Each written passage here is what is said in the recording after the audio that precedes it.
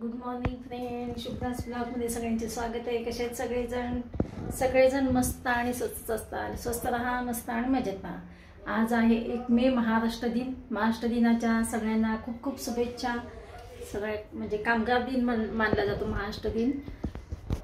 तर आज सुट्टी आहे सगळीकडे, सगळ्या बँकांना म्हणा, सगळीकडे कामांना सुट्टी आहे. मग तसंच माझ्या दोन्ही मुलींना सुट्टी आहे, जावईंना सुट्टी आहे. त्याच्यामुळे आज रसिकाला सुट्टी असल्यामुळे रसिकाकडे काही जायचं नाही आहे.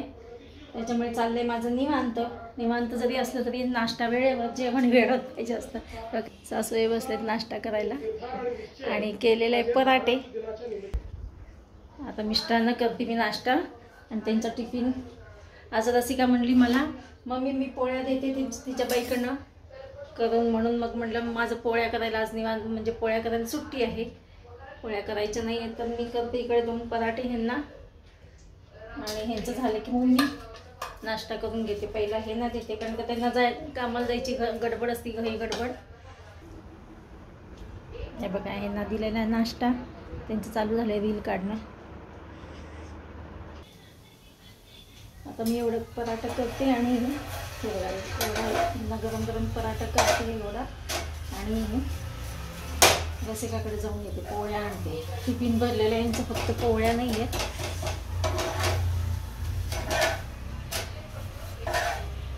झालं एवढं झालं की माझं काम हो झालं की माझं मेन काम संपतं. म्हणजे दोघांचे नाश्ते झाले म्हणजे माझं टेन्शन फ्री होऊन जाईल. मी आपली कामं करायला मोकळं. मी आता रसिकाकडे चालली, आता पोळ्या आणते.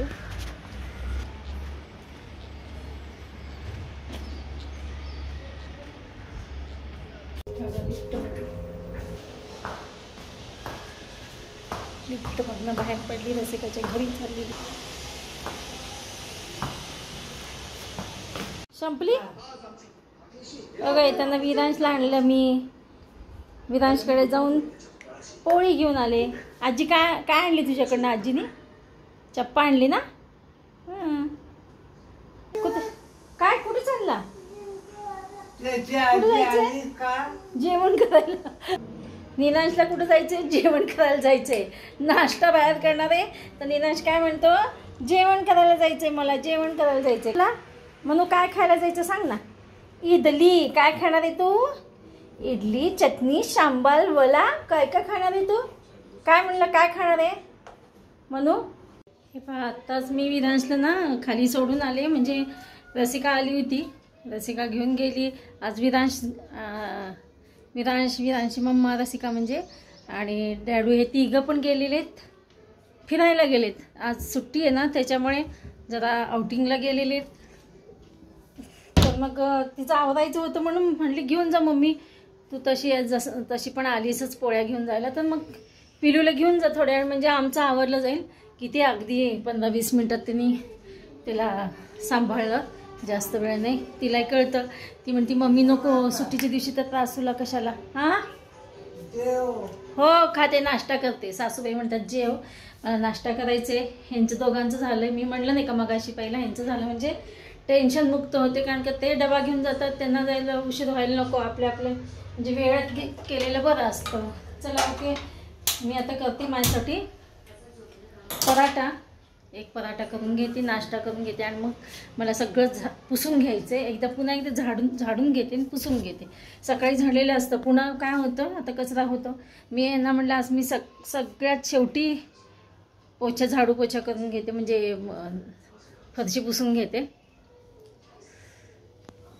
चला तिकडे तवा गरम करायला ठेवले. 1 पराठा करून घेते. ह्याच सगळेजण नाश्ता करायला नाश्ता करून झोपलेले आहेत. गोळी घेतली का? बीपीची गोळी घेतली का? चला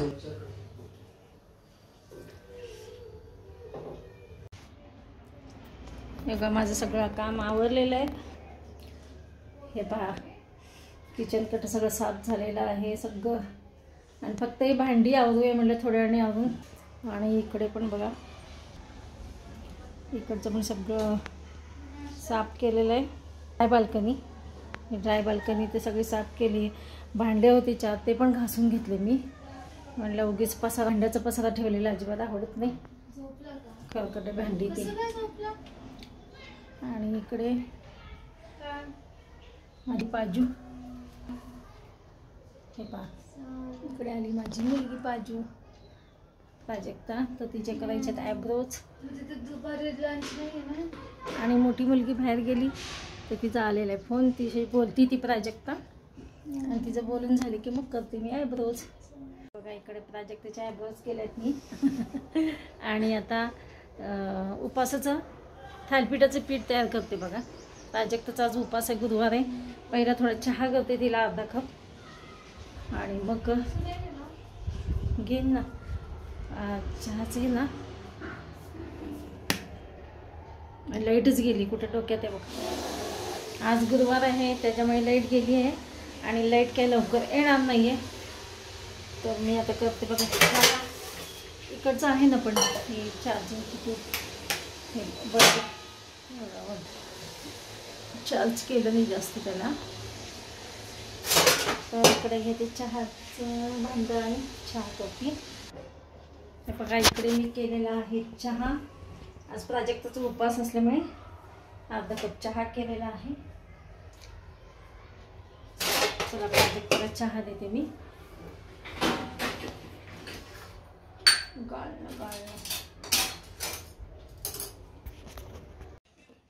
हे दुपारचे 1 वाजले आहे तरीसुद्धा अजून लाईट आलेली नाही आहे. आणि मी आणि पाजू विश्रांती घेतो.